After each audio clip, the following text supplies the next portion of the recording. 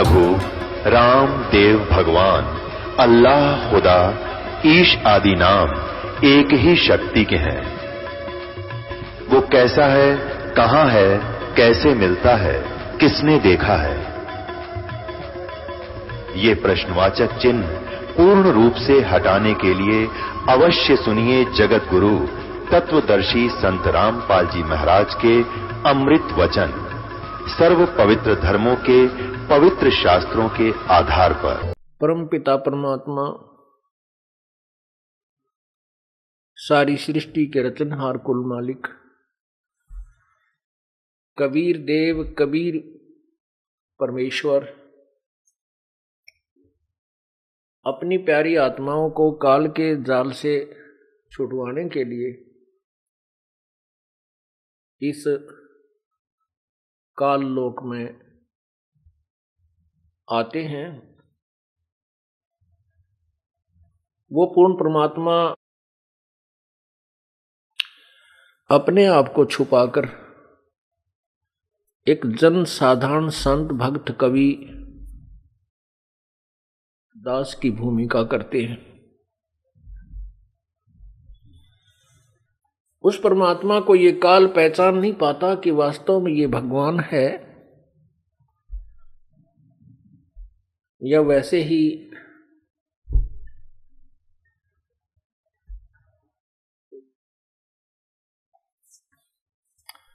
शांत है।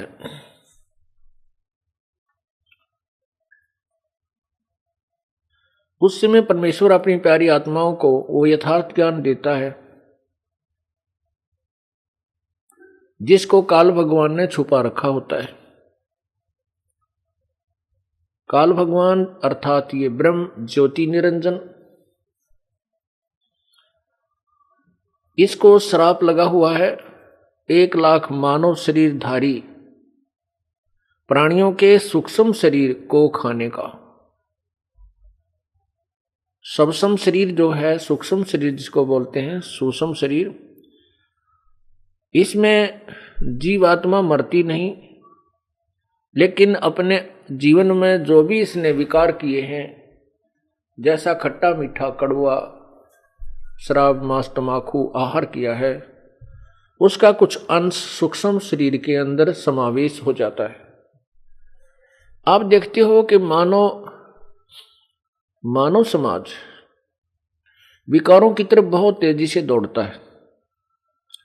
शराब ये पीने की वस्तु नहीं है, तंबाकू ये बिल्कुल यूज नहीं करना चाहिए, मानव समाज का आहार नहीं। सभ्य समाज, शिक्षित समाज और शिष्ट समाज का ये आहार नहीं है। मांस आहार ये बिल्कुल भी मानव समाज का नहीं है, ये दुरात्माओं का आहार होता है। और काल हमें दुरात्मा ही बनाना चाहता है कि ये सर्व विकार करें और मेरे जाल में फंसे रहें। एक छोटी सी बीड़ी सिगरेट अर्थात तंबाकू सेवन ये प्राणी नहीं त्याग पाता और इस बुराई को बहुत ही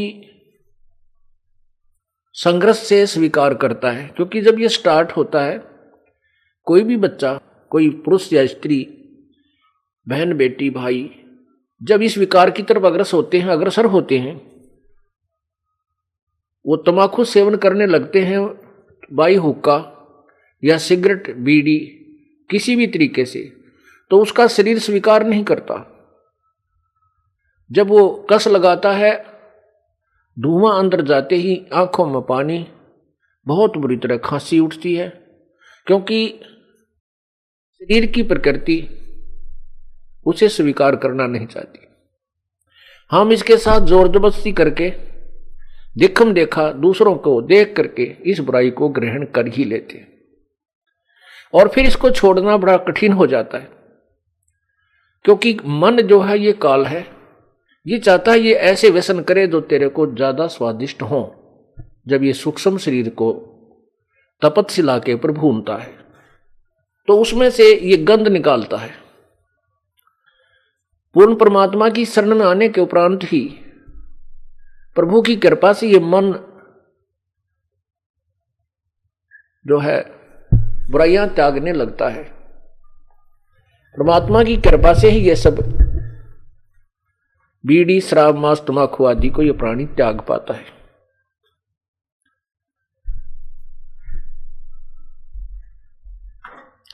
इसलिए जो सूक्ष्म शरीर है उसको ये काल 1,00,000 मानव शरीरधारी प्राणियों को प्रतिदिन आहार करता है।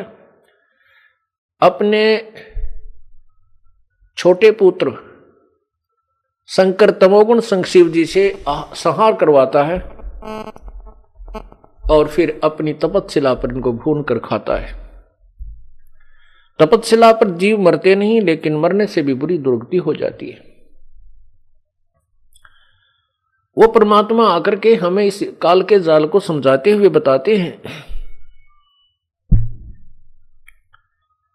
तू कौन कहां से आन फंदा, देखो आगे बिरानी क्यों जलता, समझे नहीं शोक शूद्र गैले, बड़े भूत भये जो पिंड भरता, ये चुंडित मुंडित पकड़ लिए, इनसे जम किंकर ना डरता, ये चुंडित मुंडित पकड़ लिए हैं, इनसे जम किंकर ना डरता। परमपिता क्या बताना चाहते हैं कि तू कौन कहां से आके फंस गया, यहां बिरानी आग में जल रहा है।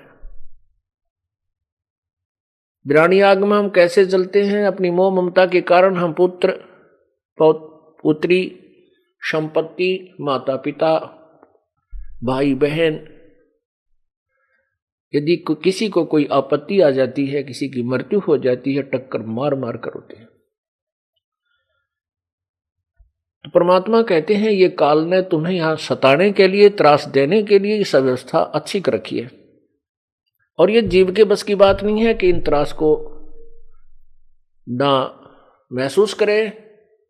ये तो परमात्मा का ज्ञान और आपत्तियों से बचाव प्रभु परमेश्वर कबीर जी करेंगे, तभी ये जीव यातनाओं से, दुखों से बचेगा। क्योंकि हमें यहां काल ने एक विधान बनाकर दे रखा है कि जैसे कर्म करेगा वैसा ही फल तुझे मिलेगा। ये यहां का अटल संविधान है। परमात्मा भी इसी विधान के अनुसार हमें समझाने की चेष्टा करते हैं। मन तो पावेगा अपना किया रे, भोगेगा अपना किया रे, मन तो पावेगा अपना किया रे, भोगेगा अपना किया रे।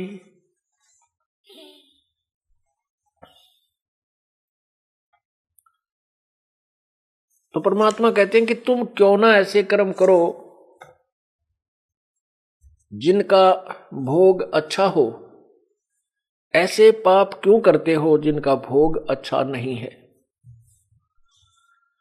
जिनका प्रतिफल अच्छा नहीं है। और जो पूर्व के हमारे संस्कार हैं, पाप हैं, वो भी हमें भोगने होते हैं।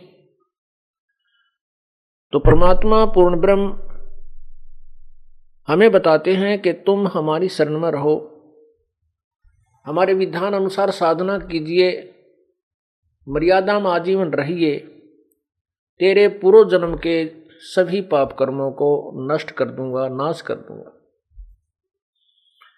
कर्म भरम बरमंड के पल में करहूं नेस, जिन हमारी दो ही दई सो करो हमारे पेश। कबीर परमात्मा अपनी प्यारी आत्मा आदरणीय गरीबदास साहिब जी को साथ लेकर के सतलोक पहुंचे, साथ में काल के सर्व जाल से परिचित कराया। यहां पर काल भगवान ने अपने ब्रह्मांड में, प्रत्येक ब्रह्मांड में एक धर्मराय अर्थात काल, एक काल जो है धर्मराज, एक न्यायाधीश रखा हुआ है।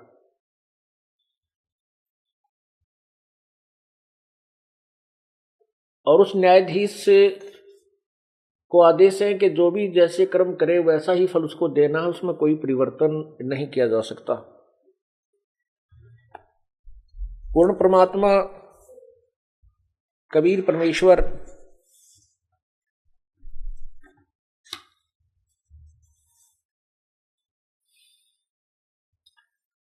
अपनी प्यारी आत्मा को जो उनकी शरण में आ जाती है उनके पाप कर्मों का नाश कर देता है, पूर्व के पाप कर्मों से बचा देता है। तो कबीर जी आदरणीय गरीबदास साहिब जी हमें ये बताना चाहते हैं कि मुझे साथ लेकर के कबीर परमेश्वर धर्मराज के दरबार में गया, जिसमें कबीर परमेश्वर ने धर्मराज के दरबार में प्रवेश किया। वो यहाँ का चीफ जस्टिस न्यायाधीश खड़ा हो गया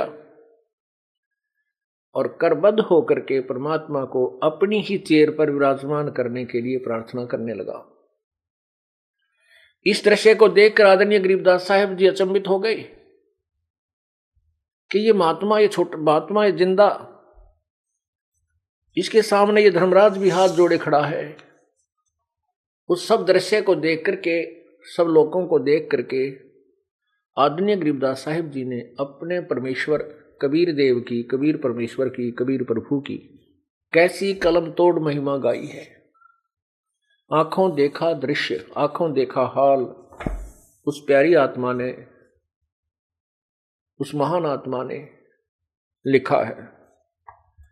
आदरणीय गरीबदास साहिब जी की अमरवाणी सदग्रंथ अचला का अंग।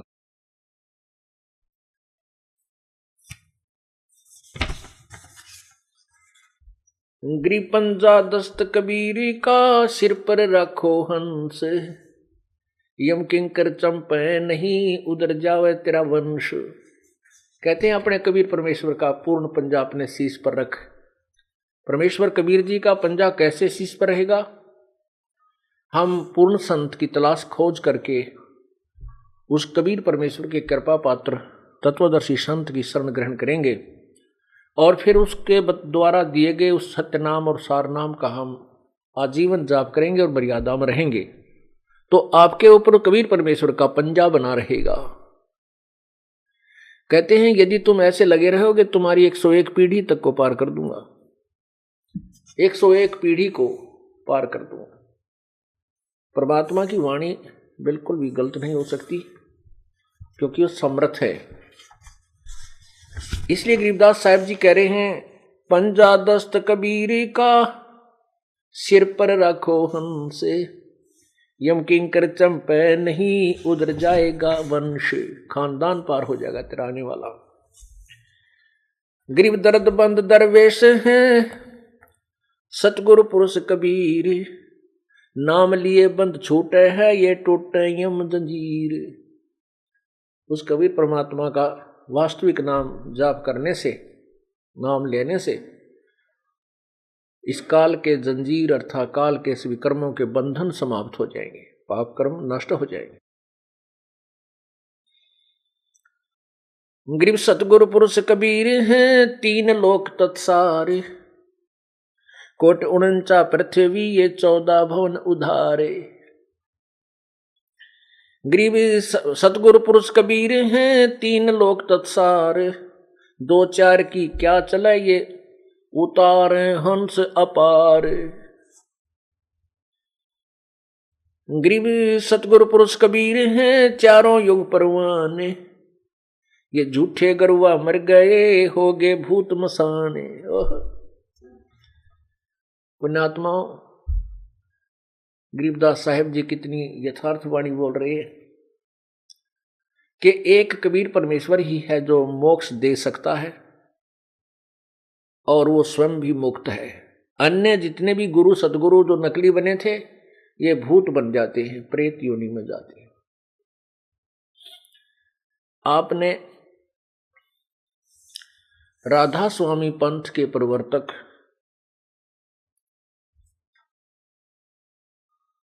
स्वामी शिवदयाल जी का जीवन चरित्र देखा, बहुत बार दिखाया है और कौन कितने पानी पुस्तक के अंदर भी उसका विस्तृत वर्णन, फोटोकॉपी जो समाचार पत्रों में भी हमने प्रकाशित किया है।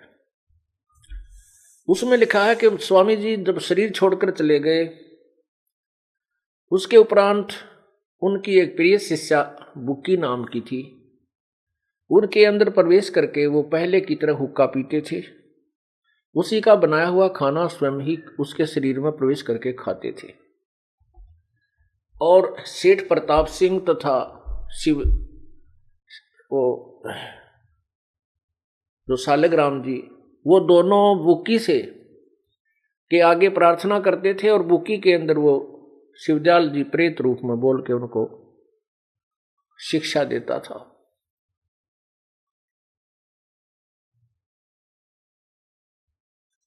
ये लक्षण प्रेत के होते हैं।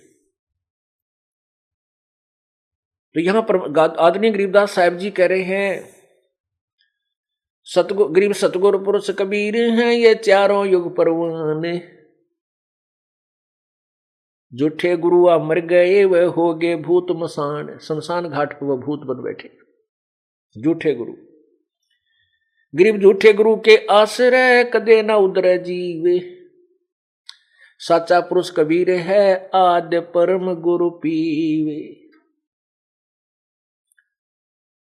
गरीब सतगुरु पुरुष कबीरे का विषम पंथ बैराट, शिव सन का दिक ध्यावे ही ये मुनिजन जो है बाट।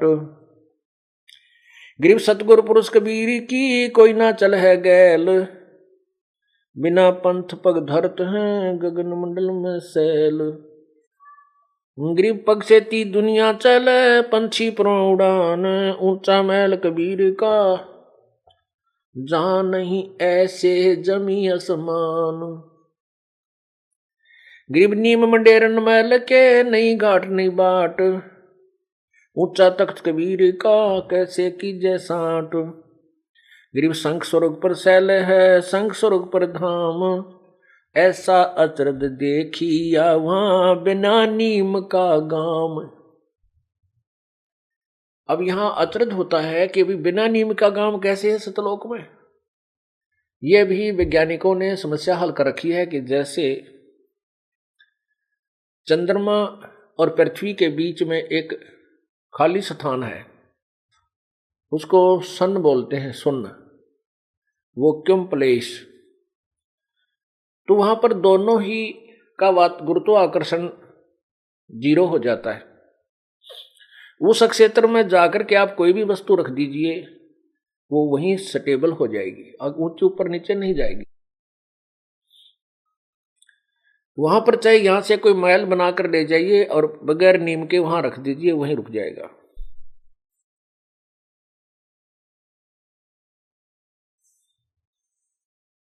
इसी प्रकार उस सतलोक के अंदर यही व्यवस्था है, वहां बिना नीम के महल है, फाउंडेशन बिना फाउंडेशन के।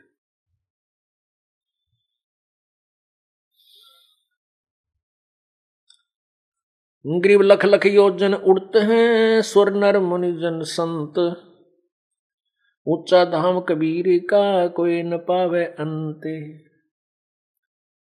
कहते हैं ऐसे समाधि लगा करके लाखों कोष तक, लाख योजन यानी एक योजन 4 कोष का होता है, 4 लाख योजन तक ऊपर पहुंच जाती समाधि,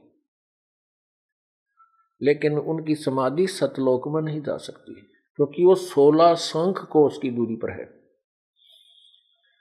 गरीब ध्यावे सो पावे नहीं उल्ट पंथ की चाल, दिल ही अंदर दर्श है योजन शंख विशाल। के जो समाधिस्थ होते हैं वो नहीं पा सकते परमात्मा के उस सत्यलोक को, वो तो साधना सत्य साधना परमात्मा देगा। उस नाम के जाप से इस प्राणी में इतनी शक्ति आ जाएगी कि जब इस शरीर से निकल के ये चलेगा सौसम शरीर के अंदर, इसकी जो जाप का अभ्यास आप कर रहे हो सतनाम और सारनाम का, इसकी शक्ति से इतनी स्पीड से ये जीव यहां से जाएगा कि काल देखता ही रह जाएगा।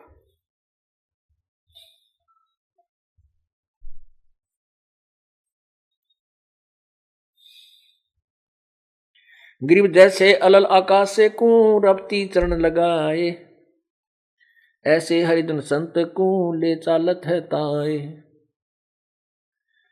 गरीब नाम निरंतर संघर्ष शुरू, फर्क दजा निशान, अनहद बाजे बाजे ही वो सतगुरु आम दीवान। गरीब नाम निरंतर संघर्ष शुरू, गरीब सतनाम के जाप से बाजे अनहद नाद, तोबा परमेश्वर कबीर की छूटे आद अनाद।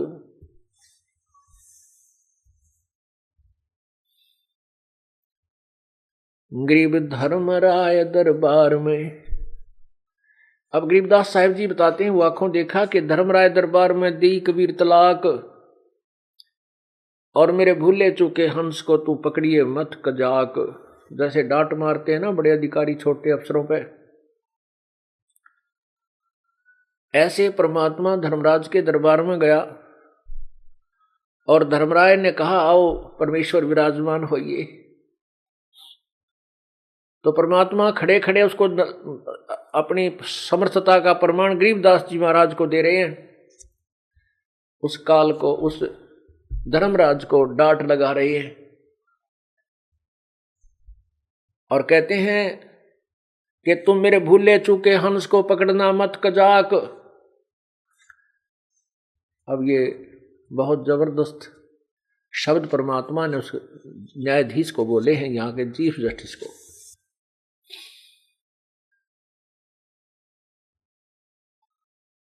परमात्मा ने कहा कि मेरा हंस, मेरी आत्मा कोई भूल भटक कर नाम छोड़ दे, उसको भी तू उसका अकाउंट मत करना, उसका लेखा जोखा मत करना, उसको मेरे पास भेज देना। क्या बताते हैं? फिर धर्मराज कहता है कि प्रभु आपकी शरण में आने से पहले उस प्राणी ने बहुत ज्यादा पाप किए हुए होते हैं, और हमारा विधान है कि जो जैसे कर्म किए हैं वो उसका दंड मुझे देना ही पड़ेगा। परमात्मा कहते हैं उसका भी समाधान मैं कर दूंगा। उस प्यारी आत्मा के पूर्व के सब पाप कर्मों पर मैं क्रॉस लगा दूंगा, कांटा लगा दूंगा, काट दूंगा, नाश कर दूंगा। केवल एक कबीर परमेश्वर पूर्ण ब्रह्म सत्पुरुष ही है जो हमारे पाप कर्मों का नाश कर सकता है। उसी के विषय में यजुर्वेद अध्याय नंबर 8 के मंत्र 13 में 7 बार लिखा है। ये पुण्यात्माओं क्या बताते हैं? धर्मराय दरबार में देई कबीर तलाक, मेरे भूले चूके हंस को तू पकड़िए मत कजाक। बोले पुरुष कबीर से धर्मराय कर जोड़े, तुमरे हंस को पकड़ू नहीं, मुझे 2 ही लाख करोड़। फिर प्रार्थना करता है, कर्मों से तीरथ हैं ये मुख से कहें कबीर, उनको तो मैं पकड़ूंगा और जड़ों तो जंजीर। मधारी नारी मधारी जारी नरा जो भांग तमाकू खाई, परदारा पर घर तक जिनको ल्यूं अकनाही। पहले कबीर साहब क्या बोलते हैं? चुंबक रूपी शब्द है और लोहे रूपी जीवे, पर्दे माही मिलूंगा मैं दरस परस हो पीवे। चुंबक हमारा रूप है ये लोहे रूपी प्राण, धर्मराय त्रिबंध से मैं ले उड़ू अचानक ले जाऊंगा अपनी प्यारी आत्मा को, तू देखता रह जाएगा।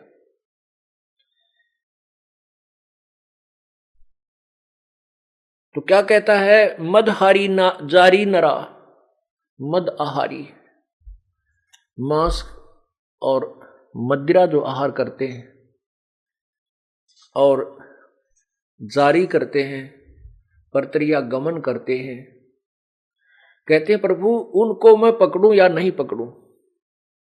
उसके विषय में फिर कहता है धर्मराय विनती करे सुनियो पुरुष कबीर, उनको तो मैं निश्चय पकड़ूंगा और दृढ़ दूं तोक जंजीर।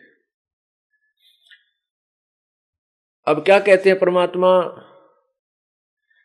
पहले किए सो बख्श हूं, आगे करे न कोई, कबीर कहे धर्मराय सो नाम रटे मम सोई। कर्मों से तीरथ थे अब हैं जो शरण कबीर, जिनको निश्चय मारूंगा काढ़ो बल तकसीर। तो क्या कहते हैं परमात्मा, पहले किए सो बख्श हूं आगे करे ना कोई। कबीर कहे धर्मराय सो नाम रटे मम जोई। अब पहले जो किए हैं उनको मैं बख्श दूंगा, समाप्त कर दूंगा, नष्ट कर दूंगा। आगे कोई नहीं करेगा क्योंकि उनको ऐसा ज्ञान दे दूंगा। फिर क्या बताते हैं, कर्म परम ब्रह्मांड के मैं पल में करहूं नेश, जिन हमरी दो ही दी सो करो हमारे पेश। जैसे हम यहां से जाएंगे और जो नालायक हैं, जो पुण्यात्मा थी लेकिन सतगुरु शरण में आकर के फिर विचलित हो जाती हैं, यदि वो गुरुद्रोही नहीं होते हैं तो वो काल के जाल में ही रह जाते हैं, वो पार नहीं हो पाएंगे। लेकिन उनको इतना कंसेशन जरूर दे देगा परमात्मा कि अब तो हम जो वचन परमात्मा के सुनाते हैं ये सत्य हैं, और जो इनको सत्य मान रहा है वो अपने ठीक सच्ची लगन से लगा हुआ है, वो भक्ति कर रहा है। और कुछ जो विचलित हो जाता है किसी सोसाइटी से या किसी कारण से, वो गुरुद्रोही नहीं होता है और भक्ति से विचलित हो जाता है, तो वो यहीं रह जाएगा। क्योंकि परमात्मा के घर जाने से पहले हमने अपने गुरुदेव में ऐसी लगन लगानी पड़ेगी जैसी भगवान में लानी चाहिए। कैसे लगानी चाहिए कि परमात्मा में ऐसी लगन लगे जैसे चांद चंद्रमा को एक चकोर पक्षी देखता है, वृक्ष पर बैठ जाता है, पूर्णिमा के दिन चंद्रमा जब सामने उदय होता है तो उसको देखता देखता वो ऐसे ऐसे एक पल भी आंखें नहीं हटाता उससे, और जब चंद्रमा उसके ऊपर से ऐसे जा रहा होता वो ऐसे कर लेता है, ऐसे ऐसे ऐसे ऐसे करके वो नीचे गिर जाता है, गिर के उसकी नाड़ टूट जाती है, गर्दन टूट जाती है। वो पड़ा पड़ा भी फिर ऐसे ही देख रहा होता है। पुण्यात्माओं, हम मानव शरीर पाकर के बहुत ज्यादा विचलित हो जाते हैं, क्योंकि पूर्व जन्म की प्रेरणा जो संस्कार वो तो हमें दबाव देते हैं, परमात्मा की तरफ धक्का देकर लाते हैं। लेकिन कुसंगत और काल के प्राणी, काल के लोग के जो पथभ्रष्ट व्यक्ति हैं वो हमें डगमग कर ही लेते हैं। किनको कर लेते हैं? जो सतगुरु के वचनों पर विश्वास नहीं करते और उनकी सोच कुछ अपनी मिलीजुली सोच से ही आधारित हो जाते हैं, वो फिर यहीं रह जाते हैं, वो गुरुद्रोही नहीं हो पाते हैं। तो उनको परमात्मा जब यहां से धर्मराज के दूत पकड़ कर ले जाते हैं, वो वहां जाकर याद आती है उसको ये बातें कि मैंने तो सचमुच बहुत भूल कर दी और मैं गलत जगह आ गया। क्योंकि हमारे भगवान के शरण में तो हमारा कोई अकाउंट न्यायाधीश नहीं ले सकता, और जब यहां हमारा न्यायाधीश अकाउंट ले रहा है, हमारा हिसाब किताब कर रहा है, न्याय करने को तत्पर है, तो हम गलत जगह आ गए। ये ज्ञान आपको फिर याद आएगा। परमात्मा कहते हैं शिव ब्रह्मा इंद्र शिवलोक ब्रह्मापुरी से इंद्र लोक में हो, विष्णु लोक शिवलोक चाहे इंद्रपुरी चाहे विष्णु लोक में हो, शिवमंडल ब्रह्मापुरी चाहे विष्णु लोक में हो, शिवमंडल ब्रह्मापुरी चाहे विष्णु लोक में हो, और हमारे गुण भूल नहीं तो आण छुटाऊं तो यदि वहां भी तू याद कर लेगा, ये परमात्मा मैं तो गलत आ गया, पाप आत्मा हूं प्रभु, मैंने बहुत गलती की, ये परमात्मा आपके वचनों से मैं नीचे गिर गया, मुझसे भूल हो गई, तो परमात्मा वहां अपनी आत्मा के लिए प्रकट हो जाते हैं, इसी दास के रूप में प्रकट होंगे और फिर उससे कहेंगे छोड़ दो ये हमारा हंस है। वहां से तो छुड़वा लेंगे और फिर वो चरणों में लिपट कर बुरी तरह रोगा, क्योंकि वहां तो पिटाई तैयार हो रही थी, डंडे ठाए खड़े थे वो पुलिस वाले यानी धर्मराज के सैनिक। तो तब तो वो चरणों में गिर जाता है, भगवान मुझे बख्श दो प्रभु, मेरे से गलती होगी, हे प्रभु मैं विचलित हो गया था। परमात्मा बोले भाई कोई बात ना, आ जाए। तो इसको यहाँ एक परमात्मा का अलग स्थान है इसी ब्रह्मांड में, प्रत्येक ब्रह्मांड में, उसको भी सतलोक कहते हैं, वहां प्रभु रखता है। फिर जब कभी भक्ति युग होता है, सतयुग से प्रारंभ कर देता है, सतयुग में फिर उसको मिलता है, फिर त्रेता द्वापर, फिर कलयुग में आकर के उसको फिर पुनर्जन्म देता है। तब तक वो अपने पुण्यकर्मों से कभी राजा बनता है, कभी कुछ बनता है। जैसे आदरणीय नानक साहिब जी सतयुग में राजा अमरीश थे, बहुत पुण्यात्मा थी, सच्ची श्रद्धा से भक्ति करते थे, जैसी भी उसको प्राप्त थी। अब वो जैसे भी पुण्य यज्ञ करते थे, उनके पुण्यों को स्वर्ग में खा आते थे। फिर मानो श्री जैसे राजा जनक के रूप में वही अम्बरीश वाली आत्मा ही जन्म हुआ। इस समय के किए हुए इन पुण्यों के कारण और उस समय के जो यज्ञ आदि करने से वो स्वर्ग आदि में चला जाता है।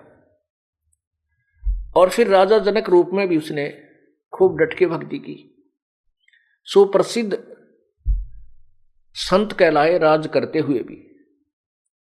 उसके बाद स्वर्ग में गए, रास्ते में काल ने एक छल किया उनके साथ, एक नरक था वहां पर, उस नरक के साथ राजा जनक का विमान निकाल दिया। वहां पर 12 करोड़ आत्माएं अपने करे हुए दंड का भोग भोग रही थी, हाहाकार मचा था, तड़फ रही थी।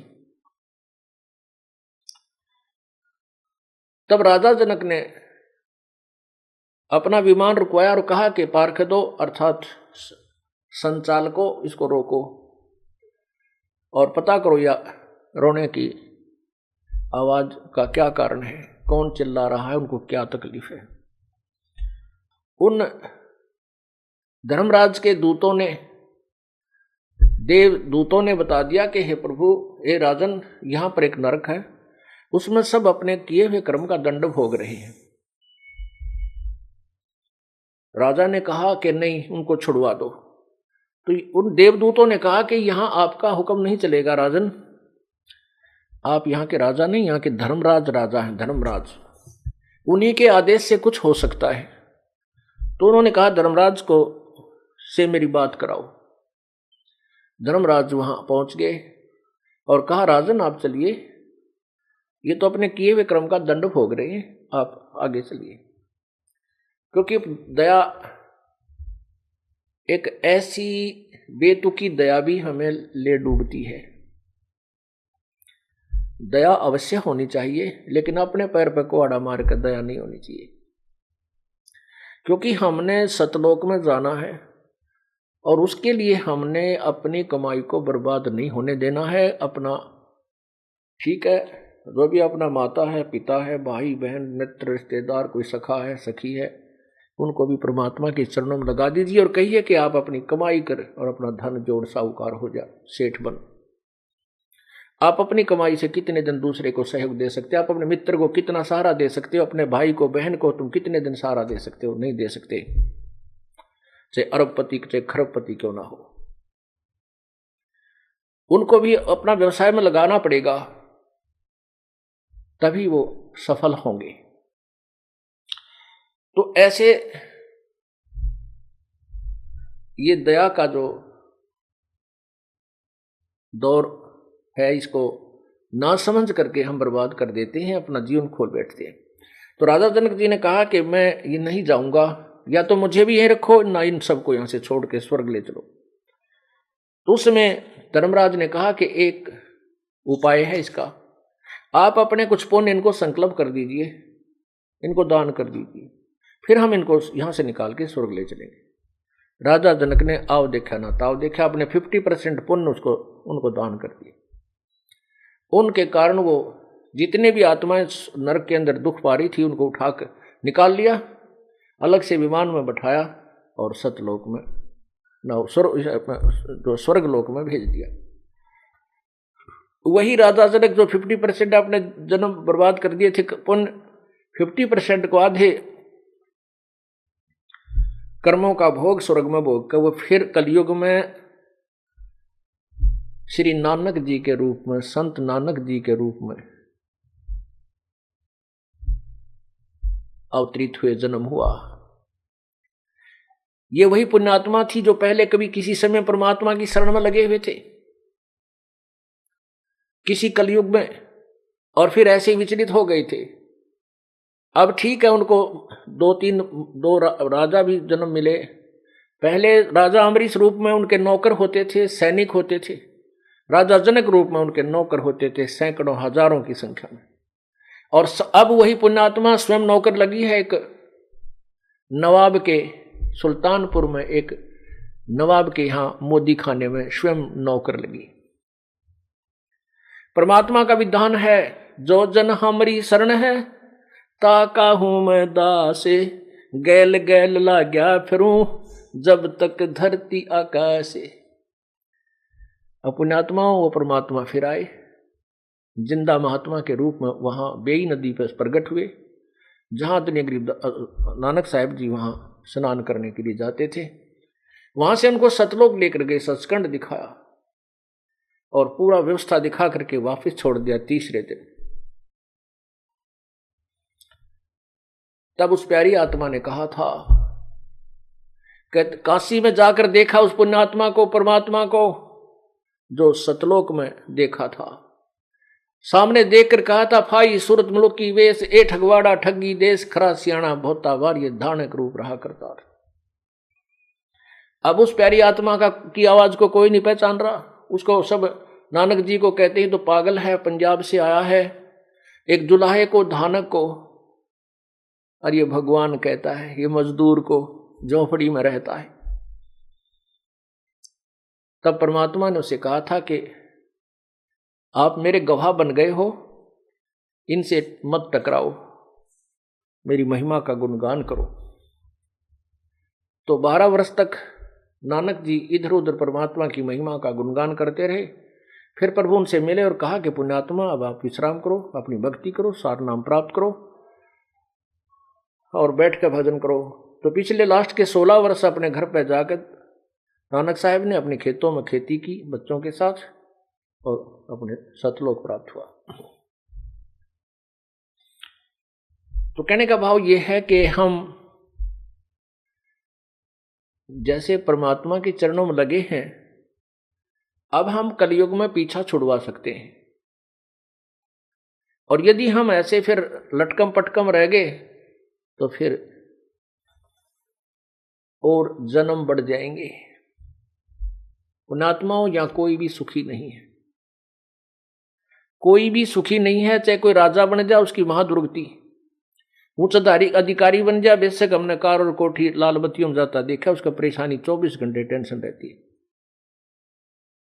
हम इस झूठे सुख को सुख मान बैठे हैं। चाहे यहां राजा बन जाए, राजा को इतना दुख होता है शायद किसी को नहीं होता, लेकिन राजा को माया जोड़ने की आदत पड़ जाती है। उस माया के उस हाड को, कुत्ते वाले हाड को चाब चाब कर ये प्राणी, चाहे राजा है चाहे कोई भी है, भगवान से दूर है, वो यहीं इसी में उलझ पुलझ होकर रह जाता है। परमात्मा कहते हैं, तन दर सुखिया कोई ना देखा, जो देखा सो दुखिया हो, जो उदय अस्त की बात करे मैंने सबका किया विवेका हो। यहां पर कोई भी जीव सुखी नहीं है, चाहे राजा है, ब्रह्मा विष्णु महेश तक भी सुखी नहीं है।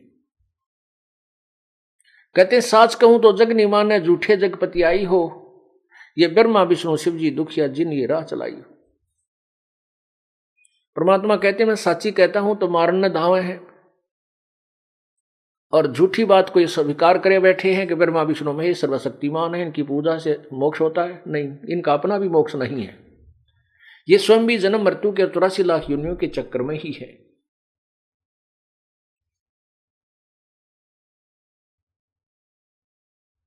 कहने का भाव यह है कि परमात्मा फिर उस प्यारी आत्मा को सतलोक, अपने यहां के मिनी सतलोक में ले जाते हैं। वहां जाकर वो खूब रोता है, और उस जैसे नालायक वहां बहुत बैठे पाएंगे, सभी बैठ कर बतलाते हैं हमने नाश कर लिया, हमने बड़ी बनाई बात बिगाड़ दी। अब पता नहीं कौन से कलयुग में परमात्मा कब दया होगी या ना होगी, क्यों कलयुग के अंदर ये काल इतना सतर्क हो जाता है, नाना प्रकार के पंथ बना देता है, भिन्न भिन्न प्रकार के मजहब बनवा देता है। क्योंकि कोई एक दूसरे की बात को सुनकर प्रसन्न नहीं और आपस में लड़ाई झगड़े मार काट है, और उसी अपनी अपनी अपनी सोच पर सभी आधारित रहते हैं। फिर भी परमात्मा बहुत को दया करते हैं, अपनी समर्थता के कारण, अपने तत्व ज्ञान के तोब के गोले के आधार पर इस अज्ञान रूपी किले को ढा देते हैं। एक बार प्रत्येक कलयुग में अवश्य खत्म कर देते हैं। और उस दाव में, उस अवसर में जो कोई मनुष्य जीवन प्राप्त है और वो पूर्ण संत की शरण में आके सच्ची भाव से अपना जीवन कल्याण करवा लेता, वो पार हो जाता है। अब ये बैन उठ चुका है। अब जो भी सच्चे दिल से परमात्मा की भक्ति जैसी भी बनती है करते रहिए, पर मर्यादा से दूर ना होना। अब आप यहां से पार हो जाओगे। आप विचार देख कीजिए, यहां एक सेकंड का, एक पल का जीव को पता नहीं तेरे साथ कल क्या हो जाएगा। एक बार हरियाणा के 2 मंत्री शपथ लेते ही कुछ ही दिनों के बाद हेलीकॉप्टर से एक्सीडेंट, दुर्घटना होकर के तुरंत मृत्यु को प्राप्त हो गए। उनकी आशाएं कितनी थी। पुण्यात्माओं, नानक साहब जी कहते हैं, ना जाने काल की कर डारे, किस विध डल जा पासावे, और जिनाते सरते मौत खुड़क दू नानू केड़ा हंसावे। फिर नानक साहब से किसी ने पूछा, परमात्मा, हे प्रभु, क्या आप कभी भी प्रसन्न नहीं होते? आप बहुत मायूस रहते हैं। उन्होंने कहा कि साध मिले साड़ी शादी होंदी, विछड़ जाए दिलगिरी वे, अख दे नानक सुनो जहाना मुश्किल हाल फकीरी वे। कहते हैं जब ये संत भक्त जो मेरे अनुयायी वापस आते हैं मेरे पास समागम में, इनको देख करके मुझे खुशी का ठिकाना नहीं रहता, क्योंकि मैं ये देखता हूं कि ये काल से विचलित नहीं हुए, इनके ऊपर काल के जाल का असर नहीं हुआ, क्योंकि ये पुनः पुनः आ रहे हैं।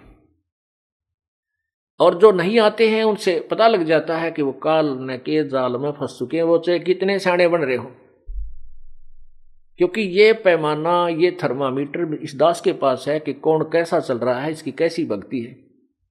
अपनी अपनी सोच से तो हम पहले से दुर्गति करवाते आ रहे हैं। हमने संत के एक एक आदेश का पालन करना होगा और तभी हम सफल होंगे, नहीं तो जैसा करेंगे वैसा फल मिलता ही रहेगा।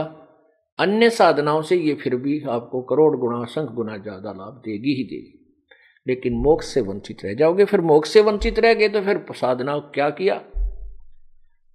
इन बातों को हमने बहुत ध्यान से सोचना है, विचार करना है और मालिक के चरणों में पड़ा रहना है। अब क्या बताते हैं,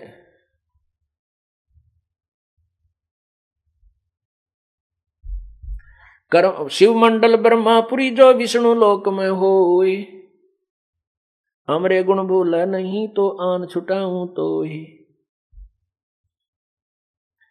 अब धर्मराज ही स्वयं कहता है कि हे प्रभु, जाघट नौबत नाम की,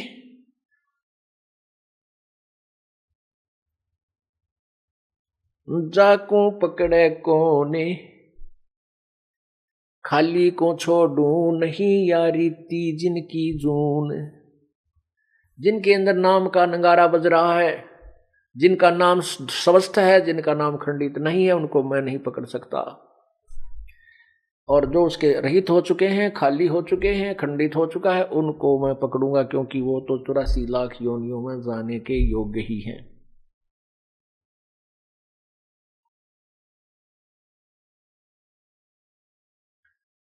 फिर परमात्मा उसी के विषय में कहते हैं कि कर्म भ्रम ब्रह्मांड के जो मेरी शरण में है, जो मेरा नाम सच्चा नाम जाप करता है, उसको मैं समाप्त कर दूंगा, उसके पाप कर्मों के तो निकट नहीं आ सकता। फिर उनके लिए भी कहता है कि जिनको तू पकड़ भी लेगा तो मेरे यदि ये गुण याद कर लेंगे,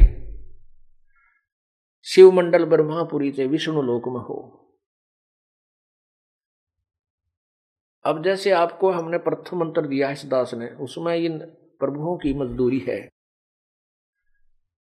गणेश जी की मूल कमल का जो मंत्र है, और ब्रह्मा जी की जो स्वाद चक्र, अधिष्ठान चक्र जिसे कहते हैं, और नाभि चक्र ये विष्णु जी का, और हृदय कमल जो हृदय चक्र है वो श्री शिव जी का जाप है, वो आपको जाप दिया जाता है, और कंठ कमल में दुर्गा का। तो इन नामों के जाप से भी आपको जब यहाँ विचलित हो जाओगे, पार नहीं हो पाओगे, तो इनके आधार से आपको सभी के लोक में भेज दिया जाएगा बारी बारी। पहले आप शिवलोक में जाओगे या ब्रह्मा लोक में, जहां भी, तो वहां आप एक बहुत अच्छे गण बना दिए जाओगे, बहुत अच्छे देव पद प्राप्त करोगे, लेकिन पुण्य आपके ही समाप्त होंगे। वो समाप्त करके फिर आप विष्णु के लोक में जाओगे, शिव के लोक में जाओगे, और फिर 84 लाख योनियों में धक्के पुनः खाओगे। इसलिए पुण्यात्माओं, कोटि जन्म तू भरमत हो गया, कुछ ना हाथ लग्या रे, कुकर सुकर खरबा बोरे, कौआ हंस पुगारे। कोटि जन्म तू राजा की न्या, मिटी न मन की आशा, भिक्षक होकर दर दर घूम लिया, ये मिला न निर्गुण रासा। अब हम छोटा मोटा किसी को सरपंच, चेयरमैन, एमएलए, एमपी बन भी गए, मंत्री, मुख्यमंत्री, प्रधानमंत्री, तो अपने ही पुण्य होंगे, और उन पुण्यों को हम यहां नष्ट करके जाएंगे, क्योंकि राज पाकर गए रसातल। आप देखना एक एमएलए को कितने झंझट का सामना करना पड़ता है, कितने राजीरे हैं, कितने रुष्ट होते हैं, कितनी दिन में झूठ बोलनी पड़े, तेरा काम हो जाएगा, मैंने कह दिया है, मजबूर हो क्या आया हूं, चिंता मत कर। तो पुण्यात्माओं, ऐसे वो कर्म बिगाड़ के कति अपनी पुण्य कमाई को समाप्त कर जाते हैं। सतयुग में जो राजा हो, त्रेता में जो राजा हो, उसको कितना आनंद और सुख होगा, लेकिन नहीं रहा। फिर कलयुग में एक सिंपल मैन, लेकिन उन पुण्यात्माओं की पूर्व जन्म की उस सत्यनाम की कमाई भी साथ थी, उसके आधार से मनुष्य जन्म मिलते रहे। अब परमात्मा ने फिर रजा बख्श दी, और अब ये पुण्यात्मा जो पहले विचलित हो गई थी, अब पार हो जाएंगे, यदि वो नियम में रहेंगे आजीवन। अगर वो परमात्मा के प्रत्येक नियम का पालन करके विनम्रता के साथ भूल जाए संसार को,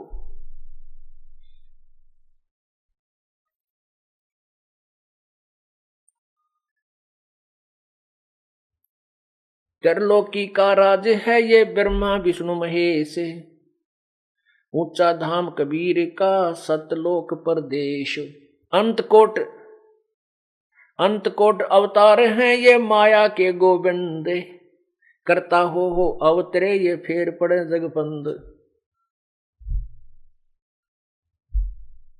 कि ये ना जाने कितने अनंत करोड़ माया के गोविंद ब्रह्मा विष्णु महेश त्रिगुणमयी माया रूपी भगवान बनकर आते हैं। मुला माया मग में बैठी हंसा चुन चुन खाई, यो जोत स्वरूपी कहे निरंजन में ही करता भाई। एक न करता दो ना करता नो ठहराए भाई, दसवां भी धुंधर में मिल जा सत्य कबीर दुहाई। ये चतुर्भुजी भगवान कहाँ में, हर हर डोर बंधे सब आवे। ये अरहट का कुआ लोई यागल बन जा है सब कोई, कीड़ी कुंजर और अवतारा हर हट डोर बंधे कई बारा। पुण्यात्माओं, अपने को ये तत्व ज्ञान नहीं मिला। अभी तक आप किसी भी संत की, किसी भी महापुरुष ऋषि महर्षि की अपने अनुभव की बुक पढ़कर देखना, आप शिक्षित हैं, पढ़े लिखे हो, वो अंत में ये निर्णय दे देते हैं कि किया हुआ कर्म प्रारब्ध तो भोगना ही पड़ेगा, इसमें कोई परिवर्तन नहीं हो सकता। दुख है तो दुख ही भोगोगे, सुख है तो सुख तुम्हें मिले ही मिलेगा।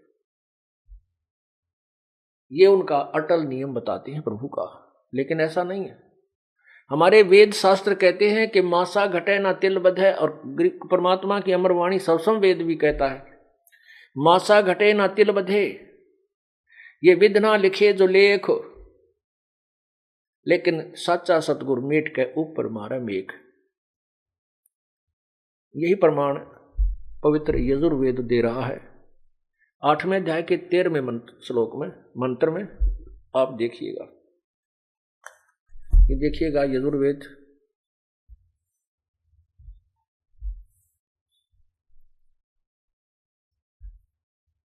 इसके अनुवादक हैं महर्षि दयानंद सरस्वती।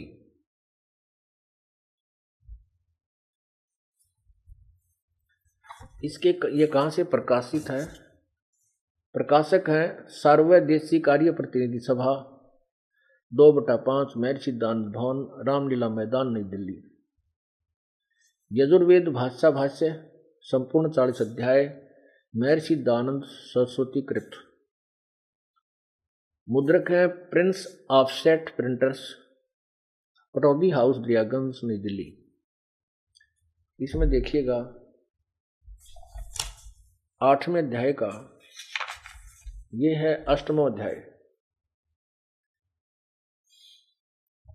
पृष्ठ 241 पे। ये यहां पर इसकी संस्कृत है, देवकर्तस्य, ये 13वें का श्लोक है, 8वें अध्याय का 13वां मंत्र है। ये देवकर्तस्य, ये सारा जो संस्कृत में लिखा है, जिसको हम संस्कृत के साथ ना खसे, हम अपने यथार्थ पे आते हैं। इन्होंने अनुवाद किया है 242 पे महर्षि दयानंद जी ने। ये सब के उपकार करने वाले मित्र मैंने परमात्मा, तुमेव माता च पिता, तुमेव बंधु च सखा। मित्र, आप देवकर्तस्य, दान देने वाले के एनस्य शब्द याद रखना, एनस्य माने अपराध यानी पाप के, विनाश करने वाले असी माने हो। मनुष्यकर्तस्य, साधारण मनुष्यों के किए हुए, एनस्य माने अपराध के, अवयजनम विनाश करने वाले, ये नाश करने, अवजनम माने विनाश और एनस्य माने अपराध, असी माने हो। पितृकर्तस्य, पिता के किए हुए, एनस्य माने यहाँ भी अपराध ही बोलिए, वैसे इन्होंने विरोध आचरण लिखा है, अपराध के, यहाँ भी अपराध के, अवजनम माने नाश करने वाले या हरने वाले, अच्छी तरह हरने वाले हो। आत्म कृष्ण, अपने किए हुए, एनस्य माने पाप के, एनस्य माने अपराध कहो, पाप कहो। अवजनम माने दूर करना कहो, नाश करना कहो, दूर करने वाले हो। एनस्य अधर्म के, ओहो घोर पाप के भी अवजनम नाश करने हारे हो। जानता हुआ मैं जो कुछ भी धर्म आचरण किया करता हूं व करूं, यानी किया करता था या आगे करूं या किया पहले। अवजनम अनजान पने में जो कुछ भी किया करता हूं व करूं, उस सर्वस्व माने सबके, एनस्य माने पाप के, एनस्य पाप के, दुष्ट आचरण लिखा है। अवजन माने नाश करने वाले, इन्होंने दूर करने वाले आप हैं। अपने आत्माओं, अपने वेद तो कह रहे हैं कि पूर्ण परमात्मा, क्योंकि वेद ज्ञान जो ब्रह्म दे रहा है और पूर्ण परमात्मा की तरफ संकेत कर रहा है। तो उसमें लिखा है कि ये परमात्मा जो है सब पापों का भी, घोर पाप का भी नाश कर देता है जो सत साधना करता है। लेकिन महर्षि दयानंद जी की अपनी सोच वो ये थी कि परमात्मा केवल जैसे कर्म करता है वैसे ही फल देता है, वो कोई भी परिवर्तन नहीं करता। ऐसा किसी भी वेद में नहीं लिखा कि परमात्मा पाप नाश करता है। ये देखिए, ये सत्यार्थ प्रकाश, महर्षि दयानंद सरस्वती, और ये कहां से प्रकाशित है? अथ सत्यार्थ प्रकाश है, महर्षि दयानंद सरस्वती स्वामी विरचित है। ये बहुत ऊपर बहुत अच्छे लिखा कि वेदादि विधि सदशास्त्र प्रमाण समन्वित, यानी सब वेदों आदि अच्छे शास्त्र सद ग्रंथों से प्रमाण के द्वारा इसको लिखा गया है, ऐसा ये कह रहे हैं। श्रीमद परमहंस परिव्राजकाचार्य इतनी बड़ी उपाधि पहले लगाई है, और महर्षि दयानंद सरस्वती स्वामी ये इतनी बड़ी उपाधि महापुरुष को लगाई है। इसके द्वारा विरचित, इसके द्वारा रचा हुआ है। प्रकाशक है वैदिक यतिमंडल, दानंद मठ, दीनानगर, पंजाब। और कहाँ से प्रकाशित है? ये रोहतक से। प्रकाशक है वैदिक यतिमंडल, दीनानगर, दानंद मठ, दीनानगर, पंजाब। ये है मुद्रक है आचार्य प्रिंटिंग प्रेस, दानंद मठ, गोहाना मार्ग, रोहतक, यहां से प्रकाशित है। इसमें देखिए 7वें समोल्लास में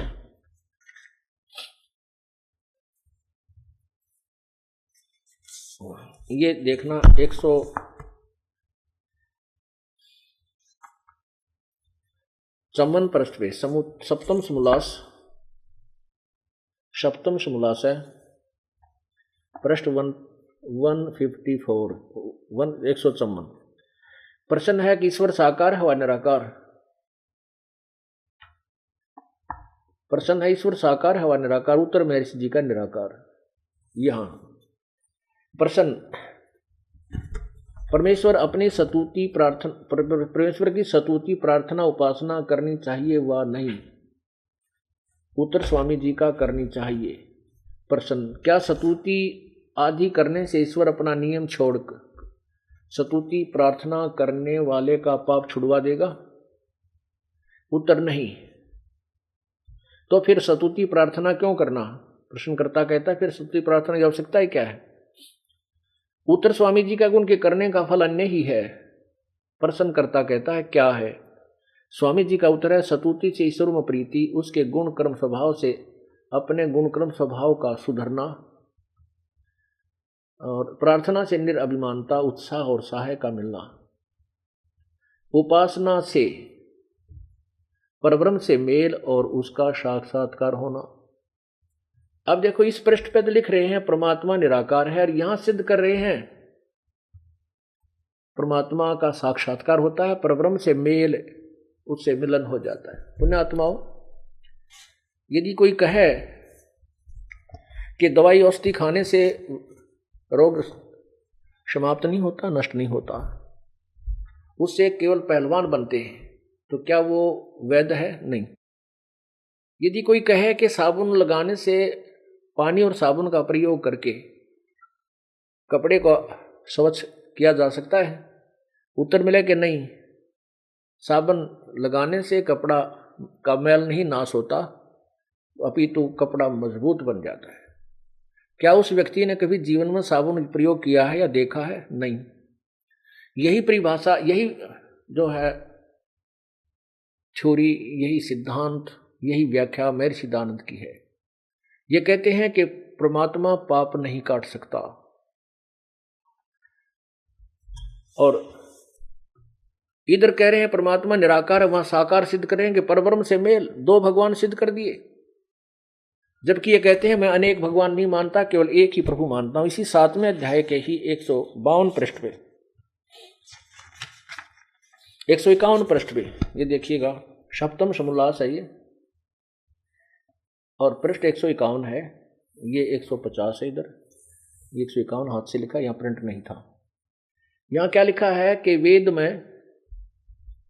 वेद में अनेक ईश्वर अनेक हैं, इस बात को तुम मानते हो व नहीं? उत्तर स्वामी जी कहते हैं नहीं मानते, क्योंकि चारों वेद में कहीं यह नहीं लिखा जिससे अनेक ईश्वर सिद्ध हों, किंतु यह तो लिखा कि ईश्वर एक है। अब यहां दो आप सिद्ध कर रहे हैं स्वामी जी। ये कहते हैं उपासना से, ये देखना 154 पे, 155 पे कह 54 पद कह रहे हैं निराकार, और 155 पे कह रहे हैं उपासना से परब्रह्म से मेल और उसका साक्षात्कार होना। यहां पर दोनों सिद्धांत फेल कर दिए ना, अपने आप पे। हम तो दास तो कुछ कह ही नहीं रहा। अब वेदों में आपने देख लिया कि पाप, परमात्मा घोर पाप को भी काट देता है। तो ये शास्त्र जो है, ये किसी भी होश वाला व्यक्ति ऐसी व्याख्या नहीं कर सकता। ये कोई नशेड़ी लिख सकता है ऐसा। इस पृष्ठ पे ये याद नहीं तू क्या लिख रहा है, अगले पृष्ठ पे तू क्या लिख रहा है, ये अवश्य नशा करता था। आपको प्रमाण दिखाता हूं इन्हीं के करकमलों द्वारा लिखा हुआ।